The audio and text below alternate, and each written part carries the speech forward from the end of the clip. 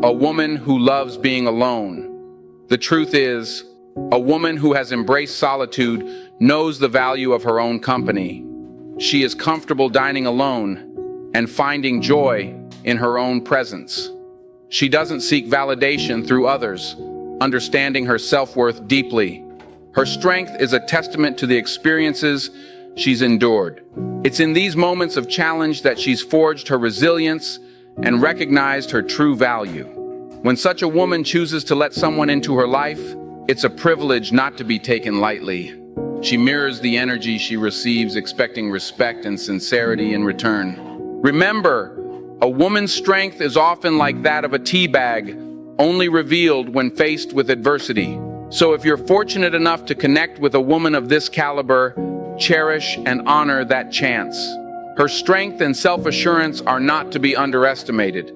People who avoid to talk to you until it's convenient for them are not worth your time. I feel like this tends to happen a lot with people who are very avoidant, but you cannot have a decent friendship or relationship or anything with someone who does not communicate whatsoever. They play the ignore game, and with these people, usually they have a lot of anxious attachment style people in their life because the anxious attachment people will beg them to talk to them, which I'm sorry, I'm just not fucking doing. I used to beg people to talk to me all the time. If you don't want to talk, don't fucking talk to me. At some point, you have to grow up and realize that we're all fucking adults. It's time to communicate, and if you don't want to, I'm not going to force you to. And you're going to miss out on a lot of really good people if you just don't want to communicate. So if you have a person in your life that just doesn't want to communicate, or they only want to communicate when it's on their terms and they're ready to talk, which there's a very big difference between avoiding and communicating that you need more time to think and process something.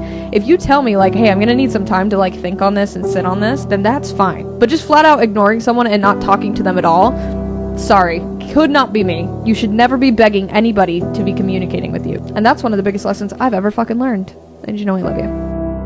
I'm not operating from lack. I don't feel like I need a man because there's something missing. I have so much abundance and self-love that I feel like I don't need a man. I want a man. There's a difference, right? Mm-hmm. So I want a man. And whether he comes or not, I am completely happy. I'm fulfilled as a human being. I'm complete.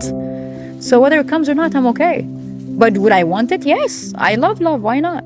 It's good.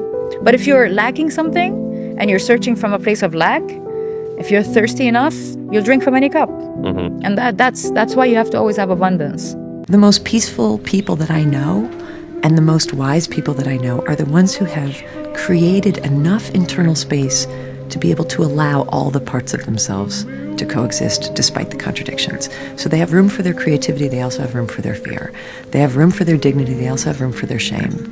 They have room for the parts of themselves that are glorious and divine and wonderful, and they have room for the parts of themselves that are petty and jealous and ridiculous, right? Like they create this big, huge auditorium of a landscape inside themselves.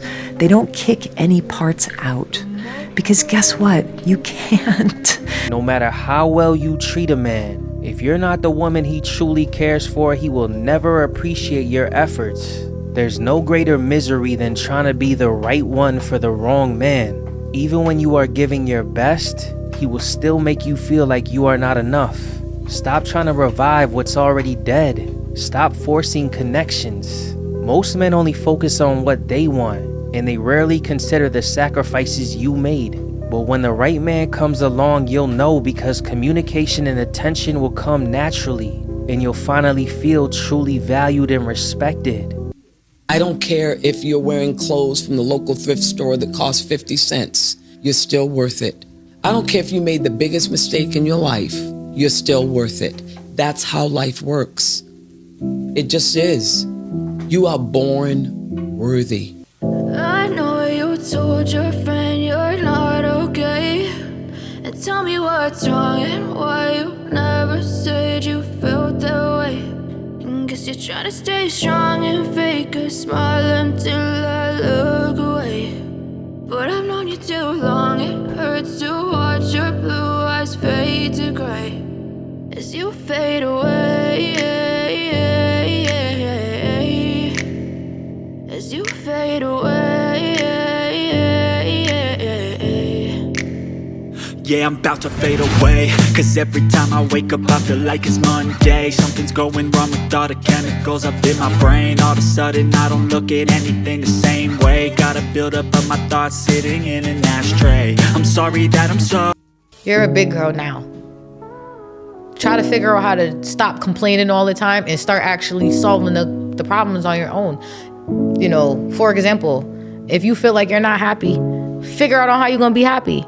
If you have kids one day and you're not happy, you're gonna have to get it together for them. You got a family to feed, you got a big career here.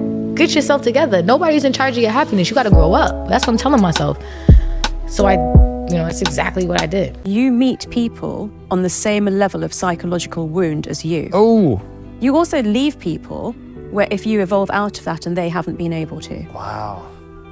Which I think goes back to one of the pieces of content I heard you talk about, which is like the sense of smell connecting to someone's stress levels or anxiety levels. Like you'll kind of attract a similar nervous system, or I guess a certain similar, like, I don't know, stress level? Yeah, is that right? So it's not smell. It's sensing, not through smell, the level of the stress hormone, yeah. Interesting. But that's short term, right? But the inner child and shadow stuff is longer term. Gosh, that's fascinating. Yeah. So you think we attract people based on our psychological wounds? 100%. Wow. And as we start to heal and grow, if the other person's not healing and growing, we kind of pull away. Mm-hmm.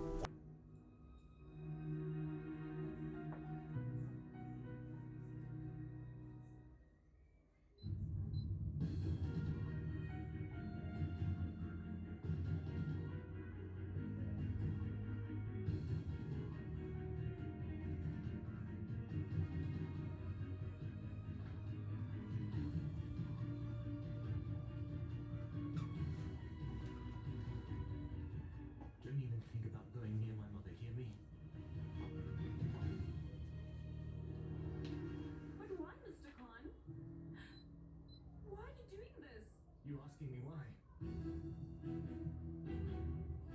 What did I tell you? Send Miriam away from here, but you didn't do that. Mr. Kron, but I did send her away. You're lying. Today as well as that day.